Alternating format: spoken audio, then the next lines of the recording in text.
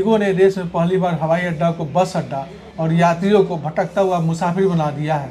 ये कहानी शुरू होती है 3 दिसंबर से। 3 दिसंबर को 200 फ्लाइट कैंसिल होती है, रद्द होती है देश में, दिल्ली, जयपुर, बेंगलुरु और मुंबई में। उसके बाद अगले दिन फिर 4 तारीख को 100 से ज़्यादा फ्लाइट कैंसिल होती है। फिर 5 तारीख को तकरीबन 400 फ्लाइट कैंसिल होती है। ऑलमोस्ट अभी तक पूरे देश में 1500 फ्लाइट रद्द हो जाती है। इसी कड़ी में आज बातचीत करने के लिए मेरे साथ हैं अतुल जी। अपने भारत के नागरिकों की भावनात्मक दोहन का जो खेल भारत के अंदर हवाई अड्डे पर चला, इस गंभीर विषय पर चर्चा करने के लिए मुझे स्टूडियो में बुलाया। मैं इसके लिए आपको बहुत बहुत धन्यवाद देता हूं। ये कहानी अतुल जी शुरू होती है 3 तारीख से। 3 दिसंबर से इंडिगो की फ़्लाइट कैंसिल होती है, रद्द होती है। ऑलमोस्ट अभी तक देखा जाए 4 दिनों में 1500 फ्लाइट रद्द हो जाती है। एक एयर बस में तकरीबन 150 लोग बैठते हैं और माना जाए तो 1500 गुने 150 तकरीबन 30,000 लोग फ्लाइट रद्द होने से इसके शिकार हुए। पूरे स्टेशन पर जो हवाई अड्डा था वो बस अड्डा बन चुका था, रेलवे स्टेशन बन चुका था। लोगों के बीच चीख पुकार मच गया था, हाहाकार मच गया था।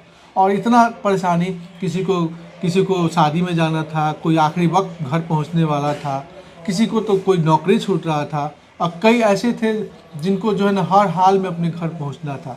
ऐसी मजबूरियों के बीच ये कहानी शुरू होती है इस इंडिगो की। क्या कहते हैं इस पर? भारत में आज़ादी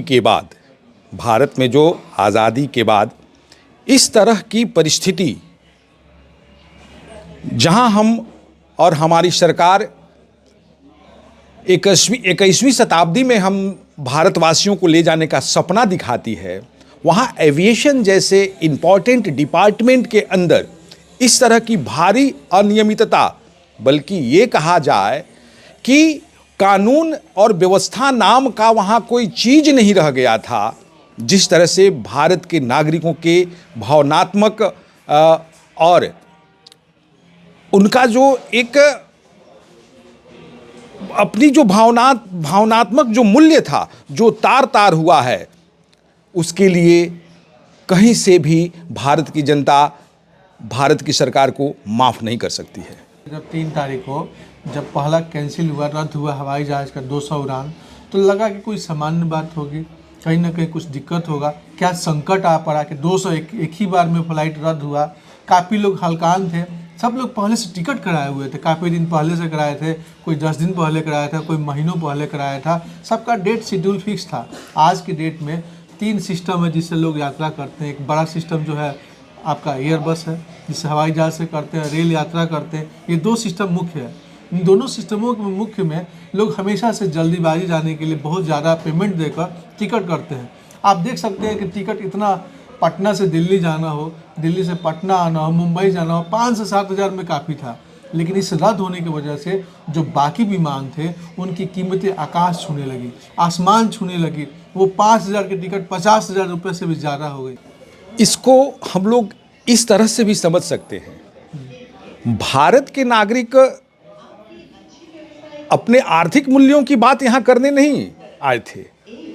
वह सरकार से सिर्फ इतना जानना चाह रहे थे कि इतनी बड़ी समस्या अचानक देश के अंदर उत्पन्न हो गई और न तो एविएशन डिपार्टमेंट के तरफ से और ना ही भारत सरकार के प्रवक्ता के तरफ से इस पर कोई स्पष्टीकरण देने के लिए कोई सामने आया।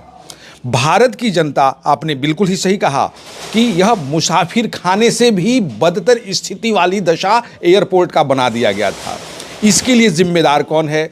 कहीं ना कहीं यह व्यवस्था जिम्मेवार है कि ये जो इनका अपना मैनेजमेंट, इंडिगो का जो मैनेजमेंट सिस्टम, वो जिम्मेवार है। इसके लिए किसी न किसी को तो इसमें अपनी जिम्मेवारी लेनी चाहिए थी। ठीक है, कहीं ना कहीं इंडिगो का पूरा मैनेजमेंट ये फ्लॉप साबित हुआ, लेकिन क्या हमारे सरकार की जो एविएशन डिपार्टमेंट है, हमारी सरकार की जो व्यवस्था है, क्या उनके भी अंदर कहीं ना कहीं इस तरह की कमजोरी परिलक्षित हुआ है? तो जी, जब हमने इस कवरेज करना शुरू किया इस हवाई जहाज़ इंडिगो की कहानी को, तो मैंने देखा कि ये 2006 में सबसे पहले एक एयर बस की शुरुआत की थी इंडिगो, और 2025 होते होते 470 विमान पूरे देश में उनके एयर बस चलते हैं। तो ये एक बहुत बड़ा जो कंपनी है अपने एविएशन सेक्टर में, इंडिगो, पूरे डोमेस्टिक के लिए सबसे ज़्यादा जाना जाता है। मतलब आप पूरे देश में कहीं भी देखें, इंडिगो सबसे पहला पसंद हुआ करता था कस्टमर का, यात्रियों का। पायलटों की मांग थी, उस मांग को मांगते हुए एक नियम लाया था कि उनको 48 घंटा से ज़्यादा छुट्टी, 48 घंटा कम से कम वीक में छुट्टी मिलनी चाहिए, रेस्ट मिलना चाहिए।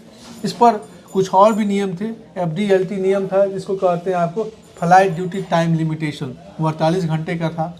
लेकिन अचानक से इसी समय वो छुट्टी के लिए टर्न्स करना और उस तरह से क्रू मेंबर, जितने क्रू मेंबर थे उनको आराम देना और कहीं ना कहीं हवाई जहाज़ को कैंसिल करना भारी पड़ गया।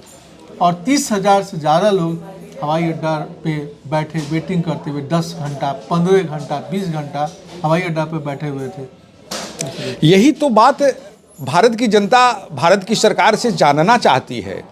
इतना बड़ा डिसीजन लेने के पहले क्या इंडिगो का जो मैनेजमेंट था, भारत की सरकार को विश्वास में लिया था? इसका दुष्परिणाम क्या होगा, इसका परिणाम क्या होगा, कभी उसने सरकार के अपने जो भी पदाधिकारी थे उनसे इस पर चर्चा किया था? ऐसा लगता है कि कहीं ना कहीं बहुत भारी प्रशासनिक दोष का, प्रशासनिक कुव्यवस्था का शिकार इंडिगो का ये फ्लाइट जो एविएशन डिपार्टमेंट है ये हुआ है। यहाँ पे वीडियोस को कुछ देखा, कवर किया, तो उसमें देखा कि कई बच्चे जो है रोते हुए, एक पिता तो अपनी बच्ची का ऐसा दुर्भाग्य देखा गया कि बच्ची को ब्लीडिंग हो रहा था और वो काउंटर पर जाके क्रू मेंबर के पास, रिसेप्शन के पास जाकर वो कह रहा था कि हमें पैड दे। इस तरीका का मानवता शर्मसार हो रही है। कैसे देखते हैं? भारत के जो सभ्य नागरिक हैं उनके अंदर ये आक्रोश है, उनके मन में बहुत बड़ा आक्रोश है व्यवस्था के प्रति। आपने बिल्कुल सही कहा, मानवता तार तार होता हुआ हवाई अड्डे पर न सिर्फ भारत की जनता बल्कि विदेश के लोगों ने भी देखा है। आप बार बार अपने आप को उभरते हुए राष्ट्र की बात करते हैं, आप बार बार कहते हैं कि हम 21वीं शताब्दी के पूरे विश्व का हम नायक बनने का मुद्दा रखते हैं, लेकिन इस तरह की छोटी छोटी बातें जो कि मानवता को तार तार कर देती है, यह व्यवस्था की बात थी, ऐसा नहीं था। बिल्कुल जो क्रू मेंबर होते हैं वो भी इंसान हैं, उनको भी कुछ फैसिलिटीज चाहिए, वो भी इंसान हैं, उनको आप जानवरों के तरह कार्यशैली में रखकर उनसे क्रियाकलाप नहीं करा सकते हैं। विश्व के मानचित्र पटल पे इस तरीका की घटनाओं को बड़ा मतलब शर्मसार कर रही है भारत की सिस्टम को।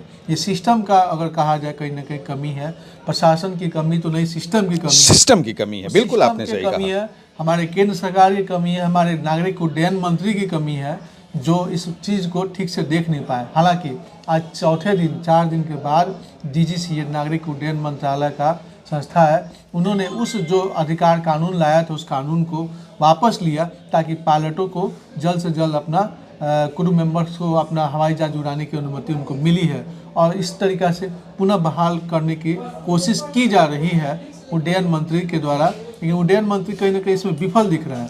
इसमें सवाल उठता है मोदी जी का, आखिर मोदी जी और उनके और मंत्रालय क्यों नहीं सोच रहे थे कि इसका जो है सिस्टम कहीं ना कहीं गड़बड़ है। बार बार भारत के अंदर इस तरह की दुर्भाग्यपूर्ण घटनाएं भी होती हैं। बार बार भारत की जनता यह जानना भी चाहती है कि मैं जिस व्यवस्था को, उड्डयन मंत्रालय की जिस व्यवस्था को मैं अवेल करता हूं, इस सुविधा को अवेल करता हूं, यह कितना सुरक्षित है।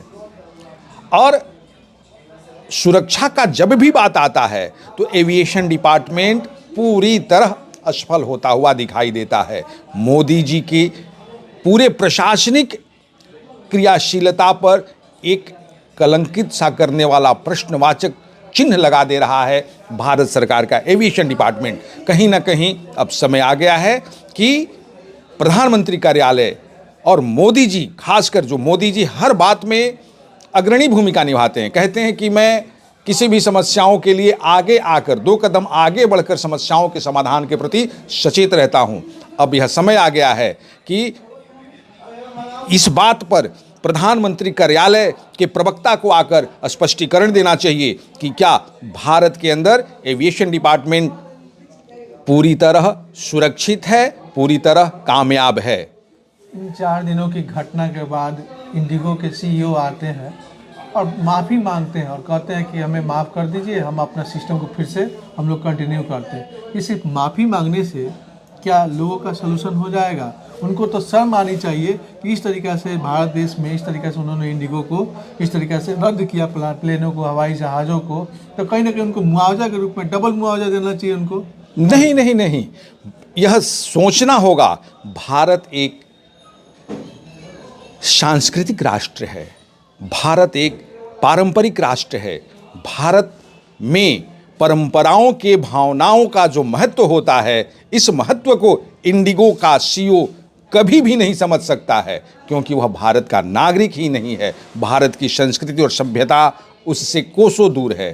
केवल एक शब्द में माफ़ी मांग लेना, भारत में जो नागरिक, भारत के जो नागरिक हैं, जो एविएशन की व्यवस्थाओं का सुविधा लेते हैं, उसके बदले भारत सरकार को राजस्व देते हैं, उनकी भावनाओं को नहीं समझ सकता है। इसलिए यह कहीं ना कहीं भारत के नागरिकों के मानवीय मूल्यों को मुंह चिढ़ाने जैसा लगता है, इंडिगो के सीईओ का माफ़ी मांगना। ये 4 दिन का घटनाक्रम है। जिस घटनाक्रम की हमने कहानी आपको बताई कि 3 दिसंबर से शुरू हुआ और आज 6 तारीख, चीख पुकार मच गया, हाहाकार मच गया एविएशन सेक्टर में। जो हवाई जहाज से यात्री थे, जो अमूमन यात्रा करते थे दिल्ली से मुंबई, मुंबई से दिल्ली, बेंगलुरु से जयपुर या दिल्ली, तमाम जगहों पर यात्रा करते थे, उनके लिए एक बड़ा सॉल्यूशन था कि वो हवाई जहाज से जाते थे। मोदी जी का सपना था, आपने भी सुना होगा, कि हवाई चप्पल वाले भी हवाई जहाज़ की यात्रा करेंगे।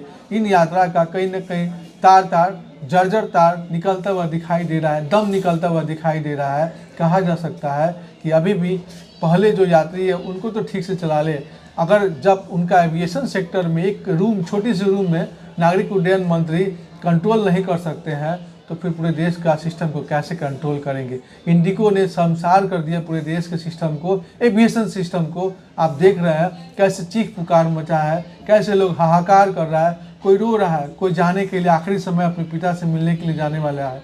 एक व्यक्ति तो ऐसा कह रहा था कि मुझे नौकरी छूट रहा था, उसका नौकरी के लिए रो रहा था कि नहीं जाऊँगा तो नौकरी नहीं मिलेगा, आज आखिरी दिन है।